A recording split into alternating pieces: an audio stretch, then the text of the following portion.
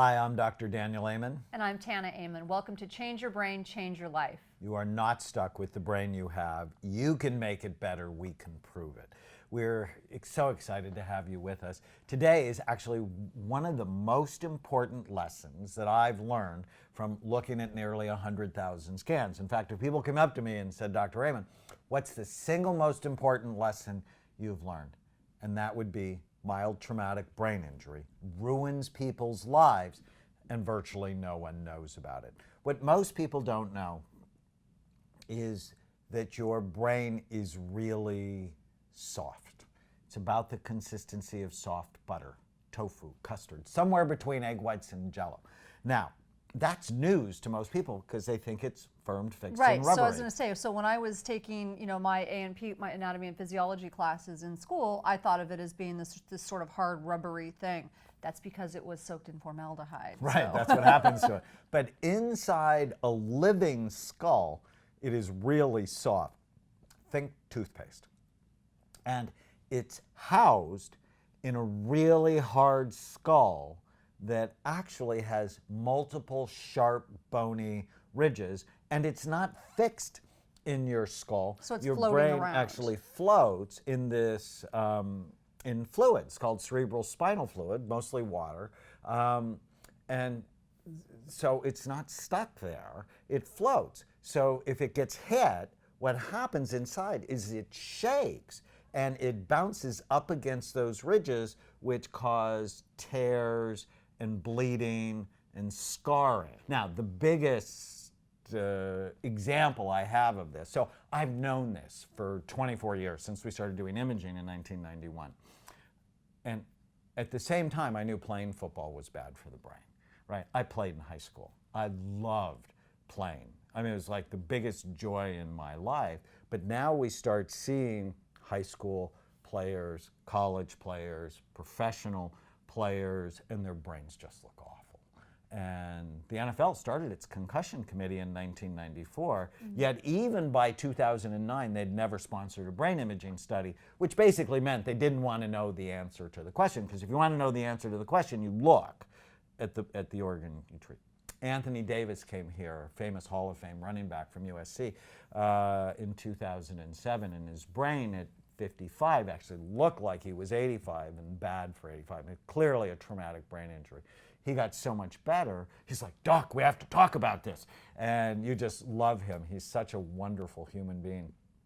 And he and I together sponsored the first and the world's largest imaging study on active and retired NFL players. And the level of damage was awful. It was even worse than I thought it was going to be. But the exciting news, and you know, because you've been with me the whole time I've been doing this study, the exciting news is you're not stuck with the damaged brain you have. You can make it better. Researchers have linked past brain traumas to homelessness. In fact, a study from Toronto, 58% of the homeless men had a significant brain injury before they were homeless. 42% of the homeless women.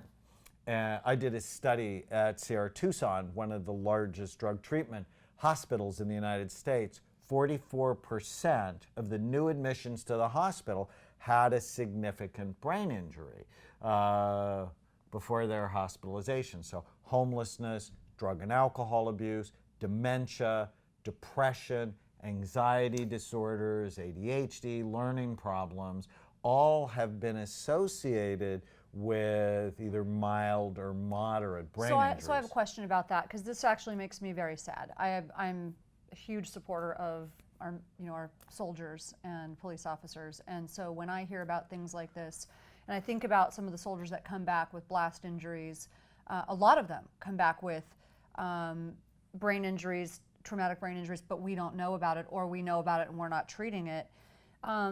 What about the incidence of, say, domestic violence, or they're not employable?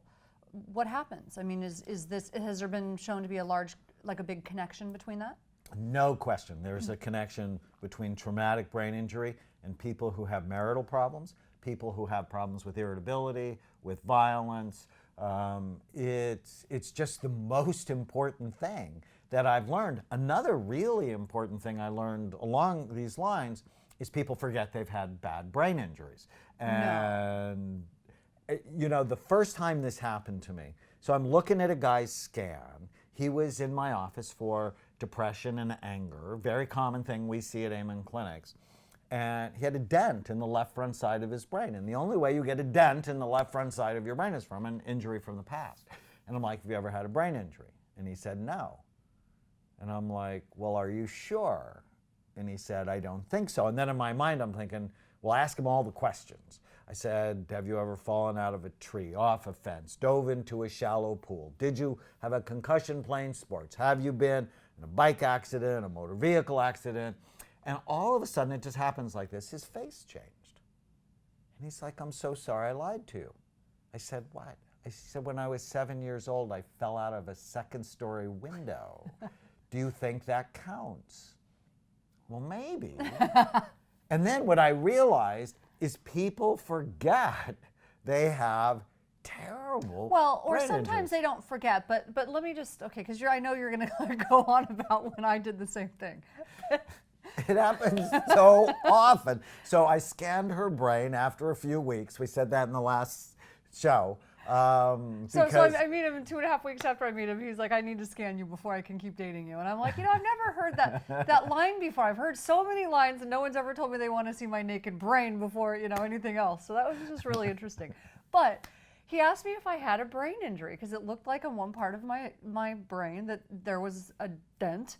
And he said, so when did you have a brain injury? Now, I'm a neurosurgical ICU nurse. So my idea of a brain injury is different than what he was talking about. And falling out of a second-story window? No. What I mean is, to me, when She'd someone seen has gunshot wounds. Well, to me, when you have a brain injury, you come into the hospital, you're like, intubated, you're sedated. We're like, we're going all out for these brain injuries that really are seriously. So tell them.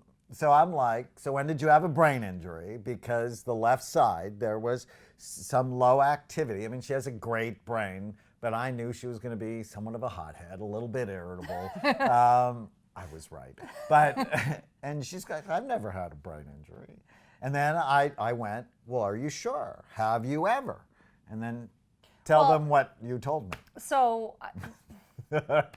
I was in a car accident with my sister. My sister was driving, and we rolled the car at 75. She rolled the car at 75 miles an hour. She fell asleep at the wheel, and we rolled 2.5 times. I was laying back, fortunately, or I would have probably been dead because the roof of the car caved in.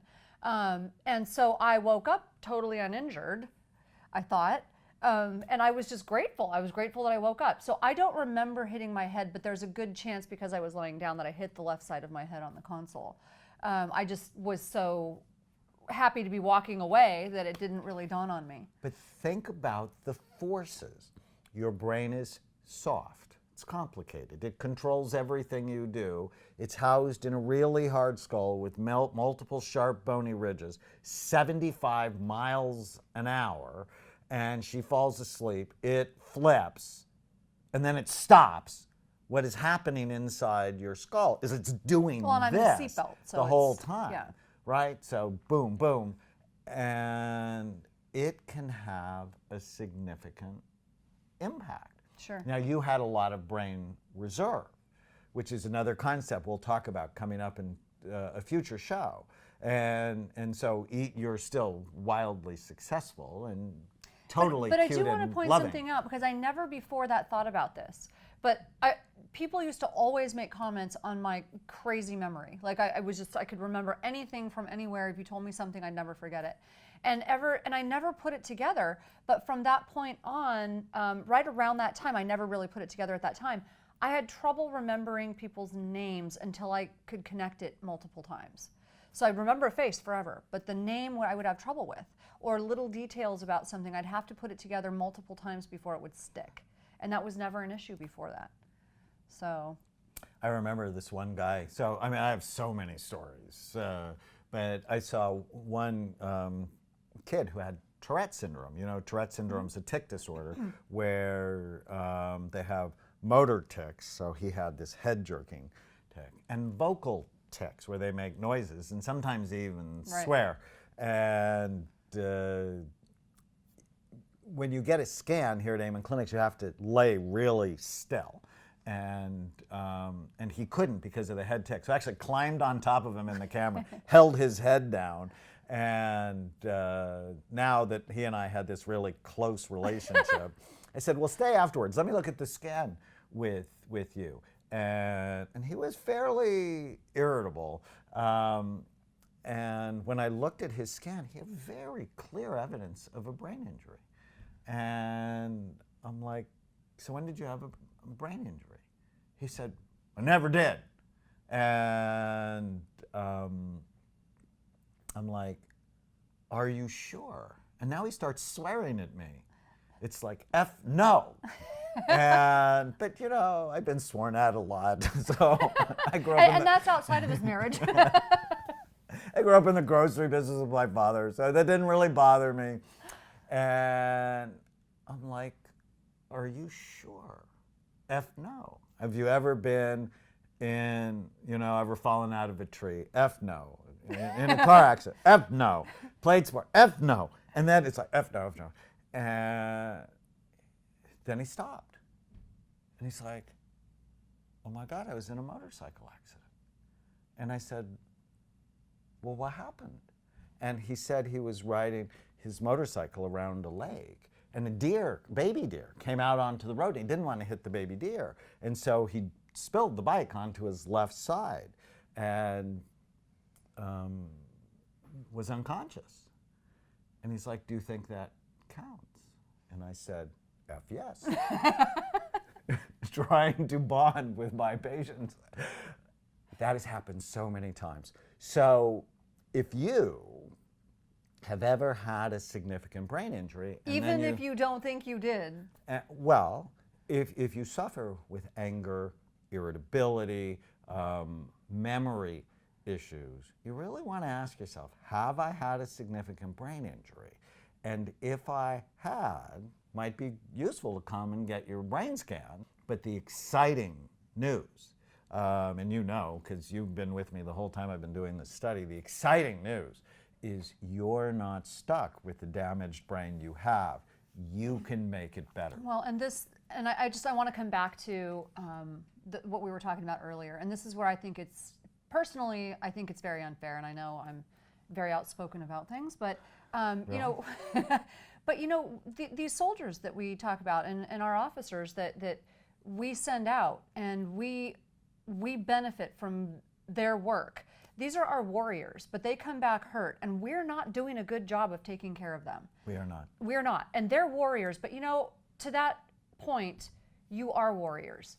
So you need to at least be armed with the knowledge of what you can do to help yourself in the meantime. Along the same lines as soldiers, one of the studies we're actually getting ready to do here at Amen Clinics is on firefighters.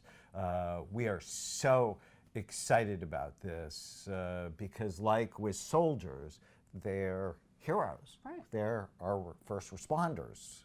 And I know they've been exposed to multiple accidents as they try to get quickly to the fire or to the accident. But they're also exposed to smoke inhalation, carbon monoxide, which is toxic to their brain. But the exciting news and what we learned, I mean, we've been doing this for a long time. You're not stuck with the brain you have. You can make it better. And we learned that with the NFL study. So people who had very clear evidence of damage on their brains and in their lives, 4 times the level of depression than in the general population. And there's a higher incidence of murder, right, and domestic violence, being arrested, and so on. Yeah, you look at the connection between all of those things, and we have very similar results at the end. But the exciting news is on a brain rehabilitation program, their brains can get better. The other thing, because we always want to leave you with practical tips, your brain is soft and it's housed in a really hard skull with multiple sharp bony ridges. If your child comes to you and says, I want to play football, if it's my child, the answer is there's no way in hell that's going to happen. because I love you and I care about you. But I really want to. I was at the Future of Medicine conference, and somebody asked me the question, my 13-year-old wants to play. What would you say? No. But he really wants to play. And I'm like, well, the damage is about the same as cocaine. So if he said, I really wanted to do cocaine, would you get him a good deal? Probably not. I'm not a fan. And one of the reasons I'm not a fan is your brain as an adolescent goes under wild development, right? I mean, it's not done until you're about 25 in girls and about 28 in boys.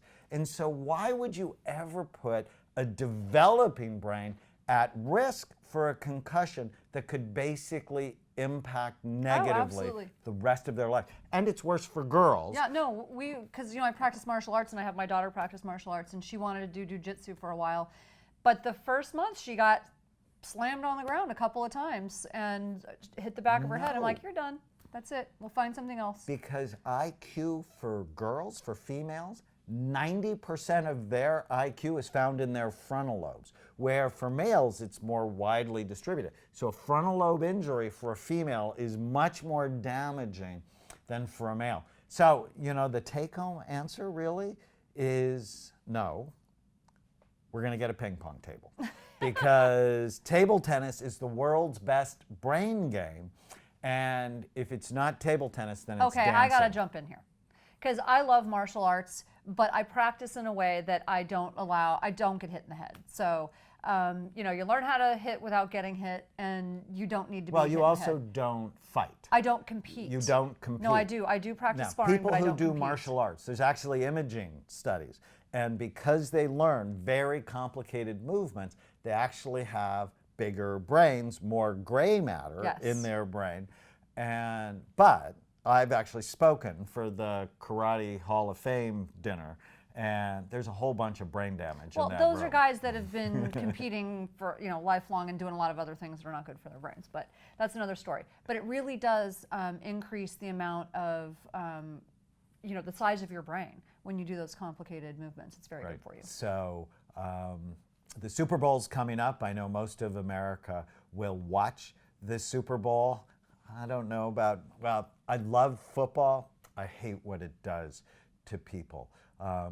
If you've had an injury at some point in your past, a sports concussion or a motor vehicle accident, if you fell out of a tree or out of a second-story window, we can help. What we'd also love for you to do is right below your story. If you or someone you care about has had a significant injury and it's changed their life, write about it or send us in a video and we'll try to answer some of the questions you have. But the program that we'll outline and we'll give to you in other episodes has demonstrated to be able to improve many of those brains. And just to add to that, we know that part of the Super Bowl phenomenon is getting together and socializing with friends. So if you're going to be watching other people damaging their brains, you don't need to be damaging your own while you're socializing with your friends. With the bad food and the alcohol. Right. Well, and so I'm happy to, what I will do is post some very simple brain healthy tips, ways to have a very fun brain healthy party for Super Bowl. Now, if you've been bad to your brain, if you're watching this and you're sort of horrified, if you've been bad to your brain, the good news is it's never too late to stop the bad things, start doing the good things, and have a better brain. And when you do, you have a better life. I'm Dr. Daniel Amen. I'm Tana Amen. Thank you.